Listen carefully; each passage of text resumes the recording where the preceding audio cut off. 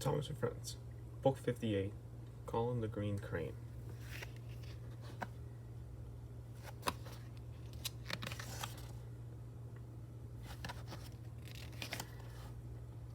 This is a story about Colin, a crane who works at the wharf. While everyone gets ready for a party, Colin looks set to spread the night alone. But with good friends to help, he may just get some cheer after all. It was a frosty afternoon on Sodor. Colin was hard at work at the wharf. Colin was a shiny green crane. He had a long arm that was really useful for carrying things.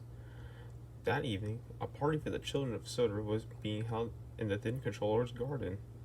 His house was near the engine depot, so the engines could enjoy the party too. Colin's friend Freddie was excited. There will be presents and fireworks, he said, but Colin didn't look quite so excited. Just then the Thin Controller cycled into the wharf. All these crates must be unloaded before I leave for the party tonight, he told Colin. You can count on me, Colin replied. I must go now, said the Thin Controller. I'll be back later for Freddie to take me to the party. The Thin Controller rode away on his bicycle. It will be the best party ever, Freddie peeped. Colin still didn't look excited. He couldn't go to the party. He had to stay at the wharf. He didn't have wheels like the engines. I've never been to a party, Colin sighed. Freddie felt sorry for his friend. Then suddenly he had an idea. If I move the party to the wharf, Freddie thought, Colin can have his first surprise party. Freddie steamed out of the wharf to put his exciting plan into action. Freddie's first job was to find the Thin Controller. On his way, he pulled up by Peter, Sam, and Rusty. Peter Sam was pulling a flatbed filled with crates. The crates had lots of colorful lights and presents on top. Rusty was pulling another flatbed. It was piled high with boxes of fireworks. We're taking the cargo to the Thin Controller's house, Rusty told Freddie for the party. The party's now at the wharf, puffed Freddie. I'll take your flatbeds back there. Will you tell the other engines? Peter, Sam, and Rusty were very surprised, but they agreed to help. By the time Freddie had shoved back into the wharf with the flatbeds, the snow had settled on the ground. Please leave this cargo here until I come back, he told Colin. Colin was puzzled. Doesn't the Thin Controller need the cargo for his party, he thought?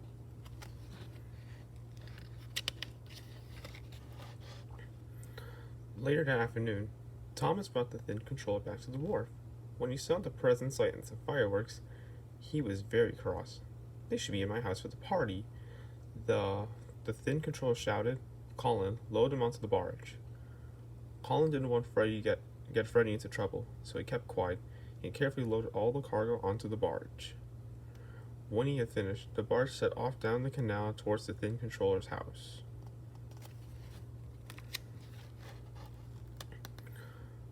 Freddie steamed all over Sodor. He couldn't find the Thin Controller anywhere. Snow was falling heavily and it was getting late. He still hadn't asked if he could move the party. When Freddie finally spluttered back into the wharf, he was very tired. Colin was waiting for his friend. He told him all about the Thin Controller's visit.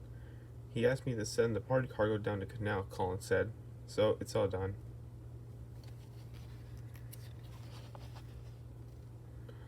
Colin was very pleased, but Freddie wasn't pleased at all. The controller will be arriving at the Thin Controller's house in half an hour.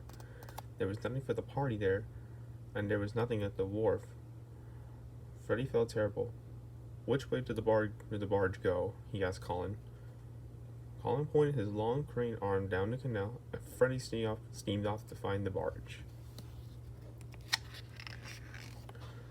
The Thin Controller was very cross when Freddie finally pulled up next to him. Where have you been, Freddie? He snapped. Freddie told him about his idea to move the party to the wharf. I'm so sorry, sir, he sniffed. The Thin Controller was quiet for a few moments. You should have asked me first, he said, but you can have the party at the wharf.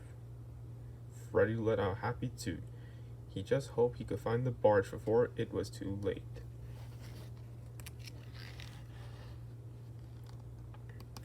By the time Freddie caught up with the barge, carrying the party cargo, it was almost dark. Stop, he called to the bargeman. Please turn the barge around and go back to Colin. The party's now at the wharf. The bargeman was very surprised, but he quickly stopped the barge. Then Freddie headed back to find Colin. It was time he told his friend what was going on. When Freddie pulled into the wharf, Colin had just finished his work of the day. Have I got a story to tell you, puffed Freddie. He began to tell Colin about his party plans. Colin was surprised and delighted.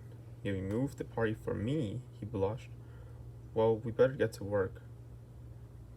The friends quickly hatched a plan. Freddie steamed off to collect the children, while Colin waited for the barge to arrive with the cargo. He had some unloading to do.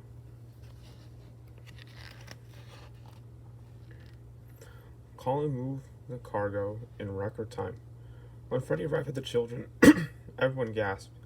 The wharf was filled with presents and lights. Many of the engines were there too. Suddenly, a loud bang echoed around the wharf. One after another, colorful fireworks shot up into the night sky. Wow, thank you so much, Freddie smiled Colin happily. I'll never forget my first party. The engines whistled and the children cheered. It was the best party ever.